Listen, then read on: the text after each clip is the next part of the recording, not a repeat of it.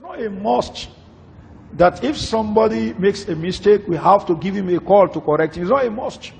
Any person that feels it's a must that when he makes a mistake, people must call him, give him a call so that he will correct himself. The person is what?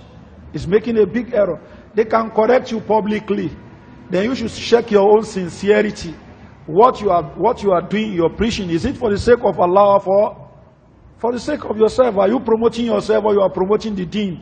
If you are promoting the deen, they correct you publicly. Fakana mother? What harm has that cost to the deen? You rectify that. If it's something that you see, you know there is something to be rectified. And if you know you are correct, then you refute the person back. Refute the person with your evidences if you are sincere with that. Now, the issue of ajru, boycotting somebody, is something that the scholars will say is like a drug. A doctor, a medical doctor does not recommend a drug unless when he sees that it's going to benefit the patient. This is the way Sheikh Ibn Taymiyyah alayhi rahmatullah describes al-hajru. When you see boycotting somebody, when you say boycotting somebody, when you don't say taslim to somebody, you are boycotting him. When you say taslim to somebody, you are not boycotting him. So there is a difference between boycotting and trying to maintain how you relate with somebody. Somebody that you know that maybe the person does not have a refined character, as somebody that is very rough, for instance, then you try to define how you relate with the person. That is not boycott. In fact, it may be compulsory that you know how you relate with somebody. Maybe the person is he has a foul language that he uses for people and things like that. Then you don't want to maybe be tarnished by that person. You avoid talking to him. But when you meet, you say assalamu alaikum, assalamu alaikum. You have not boycotted that person by so doing. What you have done is that what you have maintained or defined how to relate with that person. But once you don't say taslim to somebody, that is boycott. That is what? Boycott. You don't say taslim to somebody, you have done hajru of that person. And the Prophet ﷺ let us know that this should not be done, particularly for personal reason, more than 3 days. But if it is for religious reason, this should also be done as if one is giving a patient a drug. If it's not going to help that person, then there's no point doing it. But if you think that the person will learn, then it may be compulsory to do it. And that's why, for instance, you look at the way the Messenger of Allah related with some of the companions. Some you relate with them with leniency. Some you will be harsh on them. Those that he was harsh on, harshness corrected them. And those that he was lenient with, it was leniency that corrected them. So what we really wanted or is desired is the correctness and the rectification of that person, not his destruction. So we only aim at what? Destroying him if we know that he will not be corrected, he will not be rectified. Rather, avoiding him will give him way to corrupt the aqidah of the masses. Then in that case, it is compulsory that what we boycott him, we warn against him. Somebody that you know that when you move close with, the person is going to destroy, is going to affect your iman, then you go away from such a person. You want people to go away from such a person.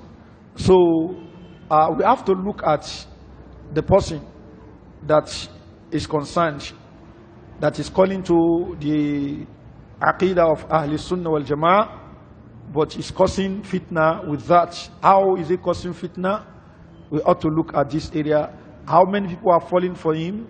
We have to look at this angle to know whether we should warn against him or not. However, that doesn't mean that when somebody says something that is wrong, we should keep quiet. One of the musibah of this era is for one to keep quiet on error. Somebody is committing error. Even if the person is very close to you, if he commits an error that affects the deen, you have to correct the person. Either by calling his attention so that he will come out to correct himself, or you correct that error publicly. That is Islam. Anything apart from this is what is far from Islam. And that's why you see the great sheikhs. Sheikh Al-Albani alayhi rahmatullah will refute position of Sheikh Mumbaz, position of Ibn Uthaymin will refute position of Al-Albani, Ibn Baz on some issues. They do this publicly. Despite the fact that they may have what contact of one another.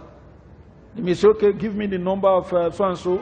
Let me call Al-Albani, you made a mistake, so I felt this is not. But it's not a must that if somebody makes a mistake, we have to give him a call to correct him. It's not a must.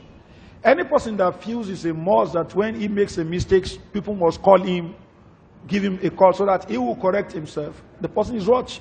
Is making a big error. They can correct you publicly.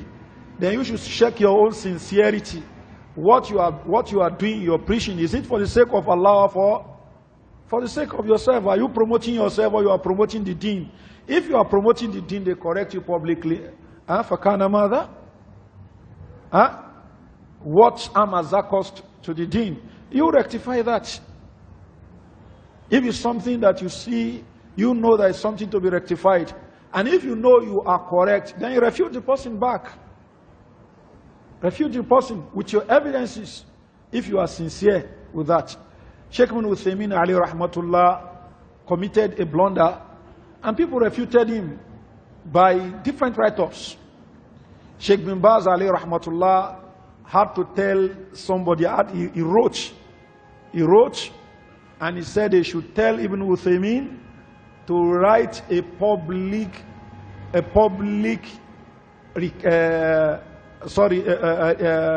recantation, so to say, from what he has said. He didn't support Sheikh Ibn Uthaymin on that. Rather, he supported those who refuted him publicly. He said the fact that he had recanted the statement before him is not sufficient. He had to write what? A public recantation of that thing, which Sheikh Ibn Uthaymin did. Sheikh Hamud Tuwajiri, rahimahullah ta'ala, refuted Sheikh Ibn Uthaymin with a book. And Sheikh Ibn Uthaymin, what did he do? That book, he published it again with his with his own recantation, and said it should be added to it. So that anybody that is reading that book will also be reading in it that Ibn Uthaymin has recanted that position. This is what the du'a should work towards. Not that somebody refutes me, then I start hating him. Why hating him? If he has spoken what is wrong, then you refute back with evidence. But for you to feel that you must not be refuted, who are you? Are you a prophet? Or what? So, wallahu alam. The Guidance Facebook page. Follow, like, and share.